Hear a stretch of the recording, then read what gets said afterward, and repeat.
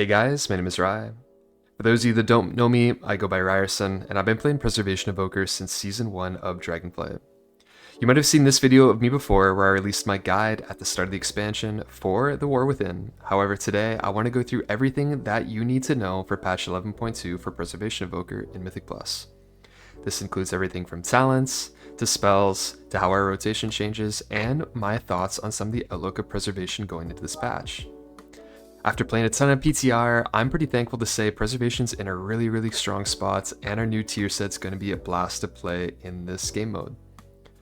For a little bit of background, I have played, again, Preservation Evoker since the first season of Dragonflight, where I've gotten title in almost every season, including many finishes as either the rank 1 NA or the rank 1 World Preservation Evoker. With that in mind, I do think that there's a lot of things that, still need to change in the future for Prez, but in this video, I'm going to go through all of that and more in the following sections. First thing up in this video is I do want to talk a little bit about how our gameplay is going to change and our outlook's going to change in Mythic Plus. If you're new to Preservation, haven't played the spec before, or just returning, I really recommend you check out our friends over at spiritbloom.pro. The guide writers over here have done an excellent job in putting a lot of this information together to help you better understand how some of our core spells work, how some of the gameplay works, and some recommended talent builds that you might need when approaching to play Preservation in Mythic Plus for the first time. Again, a lot of my knowledge and a lot of my guides are available on my channel, but if you do have questions, feel free to check out my Discord below as well. With that in mind, let's get into it. First up on our list is I want to talk a little bit about the new tier set. Chrono Warden specifically has an exceptionally powerful tier set for this coming tier, where our 2 set's going to reduce the cooldown of Tip the Scales by 60 seconds, and our 4 set is going to cause Chrono Flame to strike 2 additional targets and deal additional damage or healing while that Tip the Scales Temporal Burst is active. If you played Chrono Warden before, you know that Temporal Burst is the 30-second buff that you gain after pressing Tip the Scales, which increases your haste and cooldown recovery rate by 30 seconds. This is exceptionally fun and is a massive power gain for both passive healing and damage for Preservation Evoker. This does come with a serious downside, however, as we are going to be losing our previous set bonus from the Season 2, which is going to reduce the cooldown of our Verdant Embrace by 4 seconds. This is critically important because, as we're going to talk about in a little bit, losing that 4 seconds from Verdant Embrace changes our healing cadence quite a bit, our power, and how we approach some of the buttons that we need when encountering certain healing fights. Alright, now that we've had a chance to talk a little bit about the tier set, I want to get into talents. For the purpose of this video, I'm going to be going over 3 key builds as well as the default build that you need for Preservation Evoker. Contrary to some of the stuff published on the Wowhead guide and the Spirit Bloom guide, I'm going to be going over the more intermediate approach of how I see Preservation, why you need to consider some of these talents, what kind of the impacts are, your benefits, your cons, and the trade-off that you're going to be getting by choosing some of my builds. Again, I just want to put up this page here to show you that the de facto talent choice for Prez is something like this. You should have about 19 points spent with that 11 left over, and these are always going to be the talents you want at the default level. Notice here that we have things like Lifebind, like Unbreakable, like Emerald Communion, and Spiritual Clarity. If you want a more detailed version of my guide and understanding of why I choose these Prez talents, as well as a comprehensive guide about what's changed in our tree, I really recommend you to watch this video that I published here about a month ago. In this video, I take the time to go over every talent, every trade-off, and every opportunity, as well as a more detailed yap about what I think is really good on Prez, why I'm a little bit frustrated with some of the choice, but overall, why I think now we have a lot of room for meaningful choice. On this list, I want to first start on going over the default build, which I'm going to be using for a lot of heavy rot keys. This is what I call the rot build or the extended rot build. You'll notice that the biggest thing here, as compared to the Spirit Bloom or the Wowhead guide, is that I'm running Call of Ysara and as well Rush of Vitality. In this build, we are sacrificing Tempo Charge for Call of Ysara. Specifically, I want to talk about a little bit of the power gain and shift that you do when choosing to take away from Tempo Charged. For a quick overview, Tempo Charge is a new talent that we got this patch for the first time ever that is replicating the Season 1 of the War Within set bonus. For every time you cast a bronze spell like Reversion, Echo, Temporal Anomaly, or Chrono Flame, you're going to get a stack of Temporal Compression. Upon casting an empowered spell, this is going to consume those Temporal Compression stacks, and now in addition to the haste benefit that you get from the default Temporal Compression build, you're also going to get 5% additional damage or healing per stack. This applies to Flame Breath, Dream Breath, and Spirit Bloom. However, in this build, I opted not to take it, and the reason why particularly is I want Call of Ysara. In extended rod encounters, there's often times where Prez struggles. Struggles not because of throughput, but because we run out of buttons to be able to handle extended periods of rods. Where this comes into handy is the fact that we have the conjunction of these three talents: Life Spark, Lifebind, and Call of Ysara. You notice that a lot of my videos have commentary that include that I use this combination as kind of being a brute force way to get through very intensive healing checks. For instance, I'm going to use the example of Swamp Face.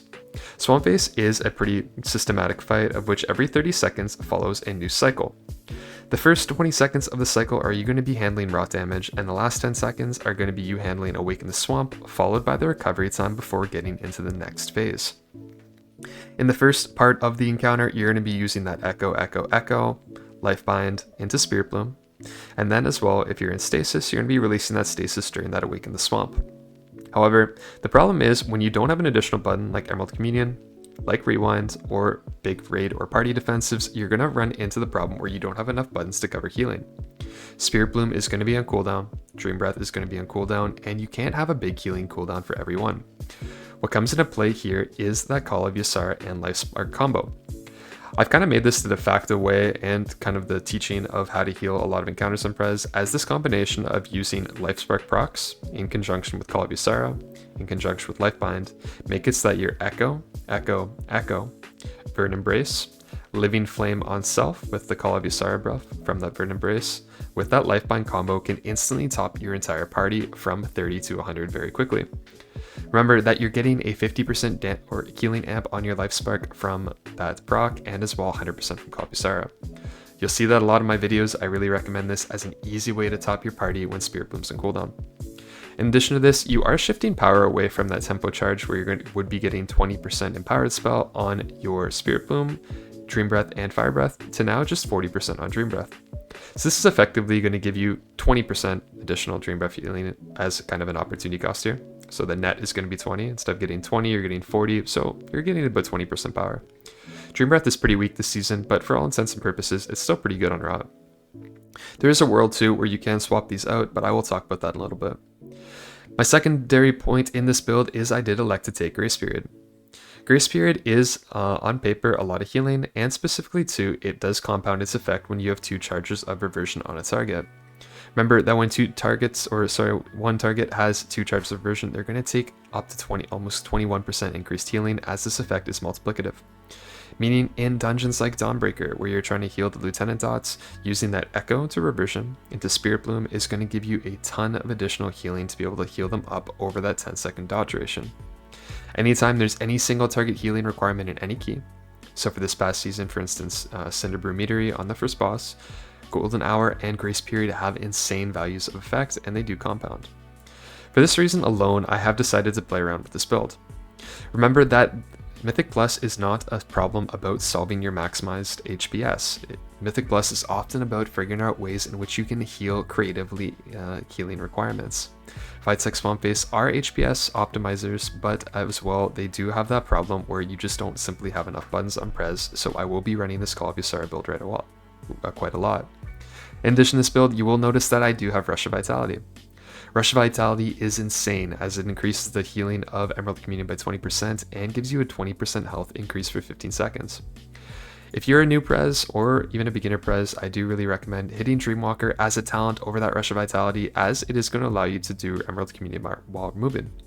However, if you are a little bit more experienced and you are used to knowing when you want to Emerald Commune, remember you can hit hover before hitting Emerald Communion to get that movement effect, so this talent is pretty much for free. Next up in the list of de facto Prez talents, this is going to be kind of your bread and butter spec for a lot of keystones. In this build, this is going to be your most damage and allows you to gain just in time from your talents.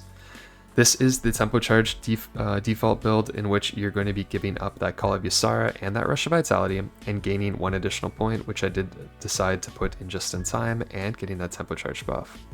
Remember, Tempo Charge increases the damage and healing of all of your empowered spells by 20%. This does come with a little bit of a skill cap and a minigame, as you are going to want to track Temporal Compression. Remember, Temporal Compression can be gained by using any of your bronze spells in addition to being able to use Chrono Flame. One combo I really like to use, and if you watch any of my Season 1 videos, you'll often find that after I hit my Echo, Verdant Embrace, Spirit Bloom, I do end up hitting that Temporal Anomaly to get a charge of that Temporal Compression, and then I'll use offensive Living Flames or Chrono Flames on bosses or enemies just to stack up that Chrono Flame before hitting that Dream Breath. This makes it so that both my Spirit Bloom are going to get full 20% empowered benefit, and as well Dream Breath are going to get 20% empowered benefit. This also works for damage if you're using that Flame Breath, and remember, in conjunction with that Life Giver's Flame buff, you are going to be doing 20% more Fire Breath damage, and that's going to convert to healing to your party. This build is very safe as it also allows you to get just in time. The one downside of the first build that I did recommend, it is pretty difficult to get just in time as you're going to be playing Koi. And then it came up as I was kind of editing this video, is the fact that you could drop Font of Magic.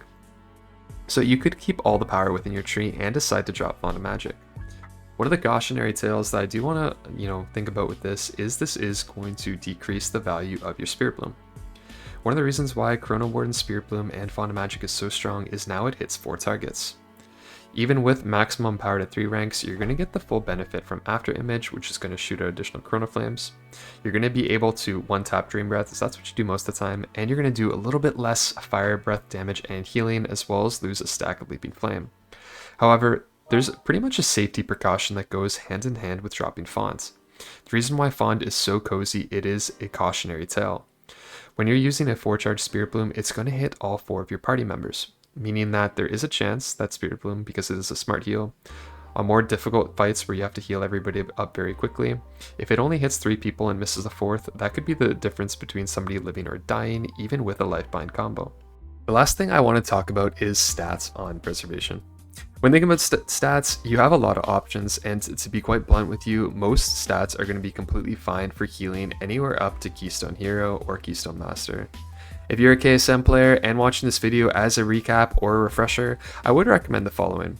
Try to get haste anywhere from 20 to 30%. Particularly, haste isn't our highest simian stat on Preservation, but it will help you iron out and smooth out your rotational gameplay.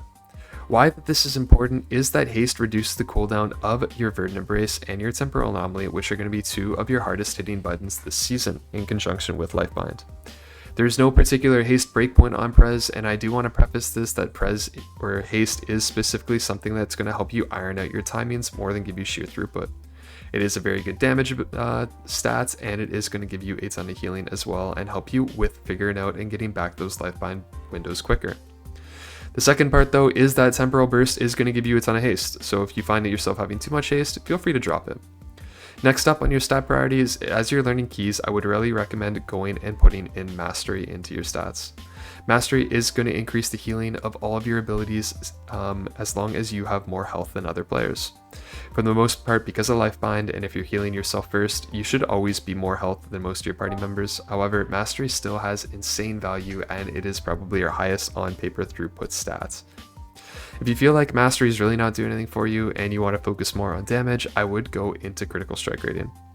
Me personally, I run highest crit and I run a lot of haste in my keystones, and I swapped out from all Mastery to crit haste at the end of last season, but that wasn't until very late season, and up until then I ran a good combination of haste and Mastery.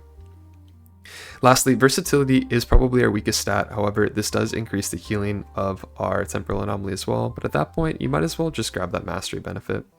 Versatility does let us help survive some one-shots. However, because of the talents that we have and abilities, including having a on-demand 20% damage reduction from hover, I think versatility is still a little bit useless and it doesn't really sim that well for us. So again, to kind of recap, you kind of want to get as much haste as you kind of can. Once you feel like you have too much, you're going to want to swap out and grab more Mastery or Critical Strike. Remember, Critical Strike Rating also increases the duration of your Aversion and your Dream Breath. And lastly, you're going to want some versatility. Now that we've had a chance to talk a little bit about the talents, what do I think I'm going to be doing and what is going to be my approach in keys? I talked about it and alluded to it a little bit, but in most keystones, I think I'm still going to be running Call of Ysara. However, that doesn't mean that you should be dissuaded from running a tempo charge build as recommended on the Wowhead site. I still think this build is exceptionally powerful, and for most players, this is going to be a great build to be able to get through a lot of keystones. This is also going to be your highest damage build and allow you to get 2 charges of time dilation very easy. However, I do find that when I'm going to be encountering some of the highest keystones on preservation, one of the things I'm going to be thinking about is how to make better use of my Dream Breath and as well that Life Spark Living Flame combo. Now, going into next season, I want to talk a little bit about the Preservation Evoker rotation and how I'll be approaching certain encounters. Basically, the biggest thing that you're going to want to be doing is still keeping that blanket reversion. Temporal Anomaly got an insanely massive buff, where in the current patch, it increased its healing by almost 250%. This does mean now that Temporal Anomaly doesn't just shield for 1 or 2% of your maximum health, but it shields for anywhere up to stacking 3 times up to 20%.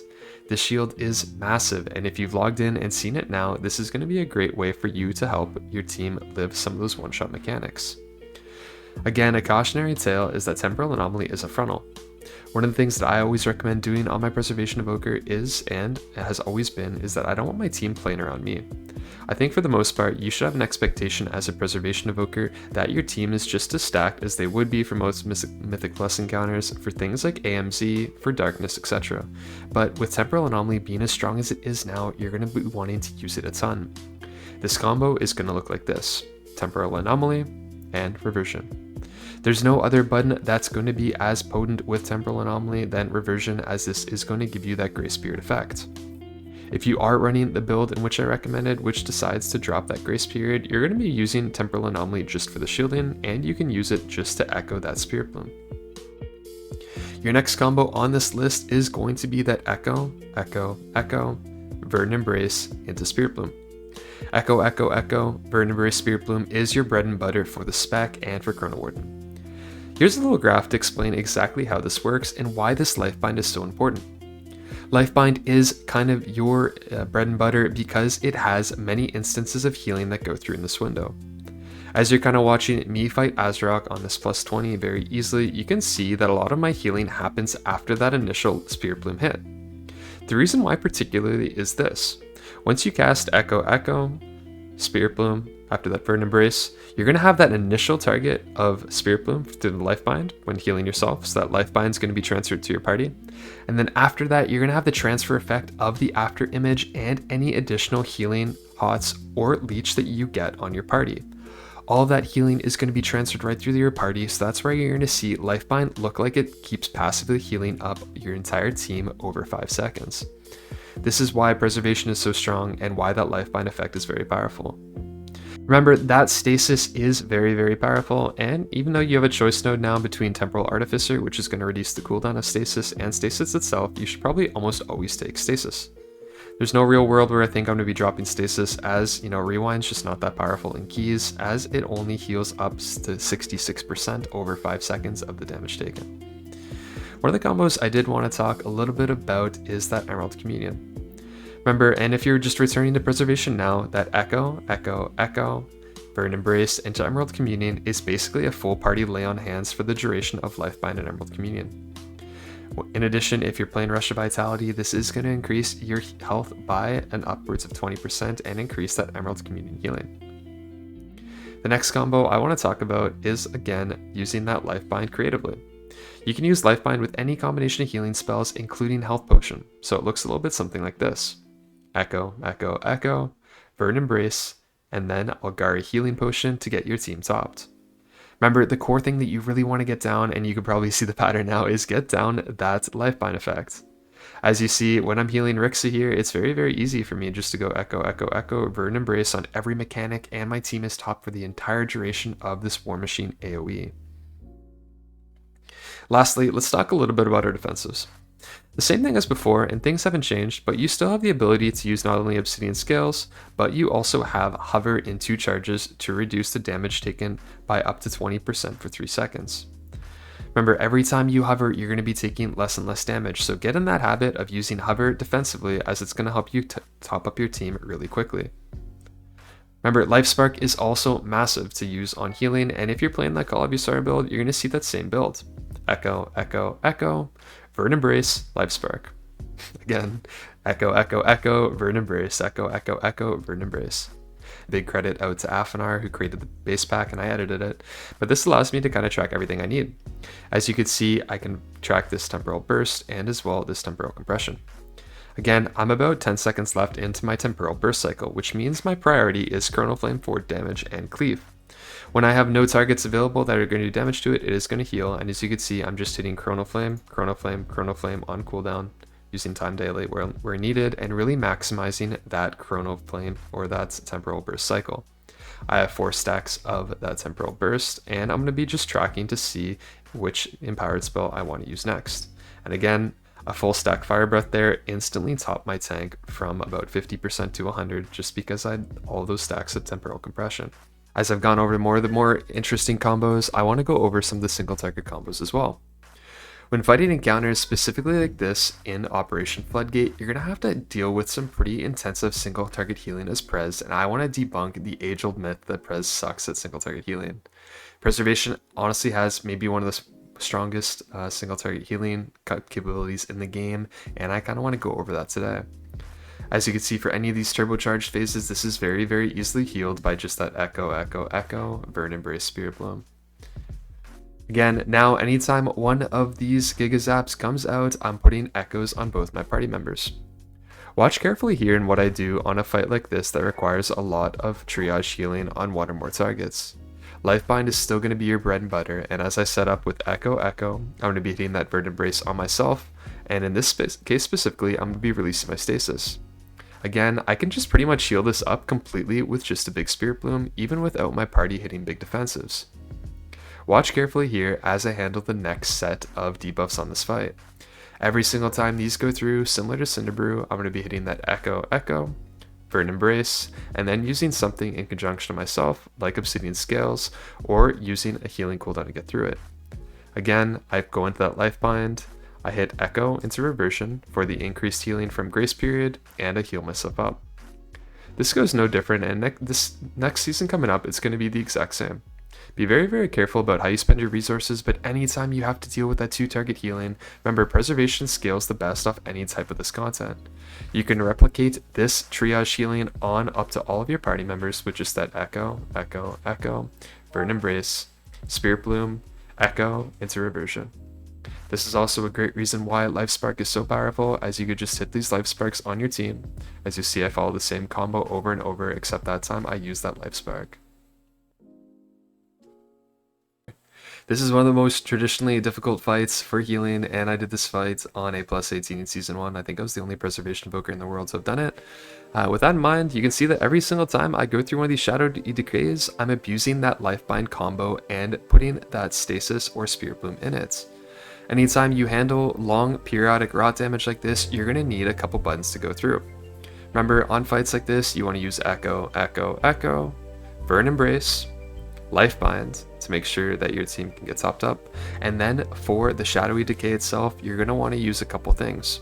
One could be using that Dream Breath on a max rank charge to get all of the empowered healing out, or the second is making use of that Life Spark proc. You'll see that this one particularly, I do use a Life Spark to top my team and then use a big Dream Breath to follow up with it as well as a health pot. Anytime you have a lot of this crazy upfront healing that lasts for more than 5 seconds, Lifebind usually just won't be enough. Especially on a fight like this where you have to handle the damage from the orb, you're going to see that every time I try to hit hover or hit a shield or a wall before that orb explodes. This batch you're going to be able to use Temporal Anomaly, and then as well for that big AoE you're going to want some sort of big healing cooldown.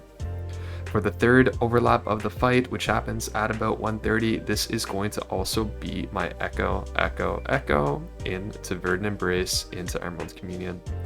As you'll see here, I hit that Emerald Communion with that Verdant Embrace, and my team is topped for the duration of the Shadow Decay. As we're going back into Priory 2, I did want to highlight a little bit how you go into some of these more difficult healing encounters. As you're kind of going in, remember that you want to release your Stasis late. Watch carefully as I do the setup in this encounter and all the things that I do. One of the biggest tips I can give to any new Preservation Evoker, any player returning, or any healer looking for a challenge is that if you're going to be playing Preservation Evoker, you have to think very proactively. You have to think about the future and how you're going to be handling your buttons the next couple seconds. Watch how late I send my Stasis, and one of the things that I want to talk about a little bit in this guide is trying to convince yourself to be a little bit more careful in releasing your buttons. Stasis lasts for up to 25 seconds, so by the time you store your third button, after that Echo, Echo, Echo, Verdant Embrace, Tip the Scale, Spirit Bloom, you can hold on to that Stasis for as long as you need and release it as late as you need to be able to handle the incoming healing. Watch as I go in here with Zephyr, I Echo, Echo, Echo, Verdant Embrace, Tip the Scale, Spirit Bloom, and Dream Breath, and my team is stopped. Remember now as well that I'm putting things like Fire Breath out to handle a little bit of that healing with Lifegiver's Flame, and you can see how high my HPS is spiking. But look at how much I have that Lifebind uptime in this encounter. Watch carefully as I keep putting echoes out, and my goal with this much haste, which is going to be a little bit different now with an old tier set, is going right back in that Lifebind. As soon as I'm back in the Lifebind, I basically only have to let my passive healing handle a lot of the healing for this requirement. Watch here as I sustain 5 million HPS for the duration of this encounter, and I can release Stasis at the very end, letting it expire naturally to let that Dream Breath get the most maximum duration. As darkness goes down, that Echo, Echo, Echo, Verdant Embrace, Spirit Bloom carries a lot of my bulk healing on this encounter. Remember too, that if you ever need to use things like Rewind, or if you need to use things like Emerald Communion, you should decide on using Rewind more reactively and Communion more proactively. Rewind does and is very good if your team takes a lot of damage all at once, and that Emerald Communion is very good when you have the foresight to press Echo, Echo, Echo, Verdant Embrace, and then Emerald Communion. When it comes to gearing on Preservation next patch, there are a couple good things that you need to consider. Most importantly is that you want any kind of combination of gear that involves Myth Track. When thinking about Prez in Mythic Plus, don't think too much about stats, as we did talk about it. Think more about how you can get the highest item level gear, and then worry about optimizing later. If you do have a choice for tier, and I will go over some of the main stat pieces, the crafts, and our jewelry, you want to make sure that you're getting the pieces with critical strike and haste rating. Remember, crit, mastery, and haste are all good in various degrees in Mythic Plus, and you can't go wrong with any of these tier set items. If you have an item in your vault and it is Myth Track and a piece of tier and you don't have it, I would just suggest picking it up. Our best pieces are the helm and the shoulders, as they are both crit and haste. The legs are probably one of the pieces we can swap out, as they are heavy mastery and low crits, but you can also swap out the chest as well. One of the things I would consider is that the Voidglass Spire is our best in slot weapon, but we won't be getting this from the raid for a long time. With that in mind, the first thing that I'm going to be crafting is that two-handed weapon, which I did the same last season. Crafting a weapon's only going to be a couple item levels down from the Myth Track, and chances are you're not going to get a Myth Track weapon for a long time, so this is going to be your biggest bang for buck. Down the line, however, we're definitely going to want the Voidglass Spire, as it is a massive power spike. For those of you that don't raid like myself, this might be a while, and hopefully that they have a dinar system in place to help us get there. As for rings and jewelry, the biggest things we want are anything to do with crit, haste, and mastery.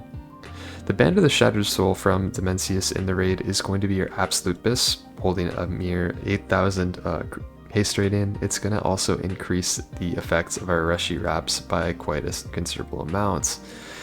Otherwise, as for Wowhead, what they do recommend is that you get a heavy mastery ring. For me personally, and as you kind of listen to my video about stats, I would recommend kind of shying away from rings like this, even though crit mastery is pretty good.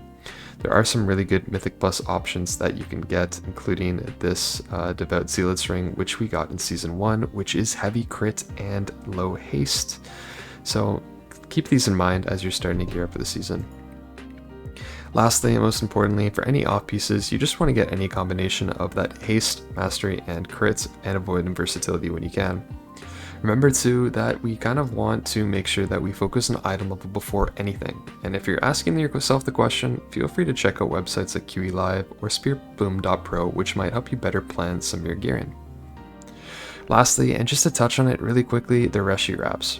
So the embellishes are kind of all done here, as in pretty much in line with Wowhead. I don't think that we're going to be changing up too much over the season.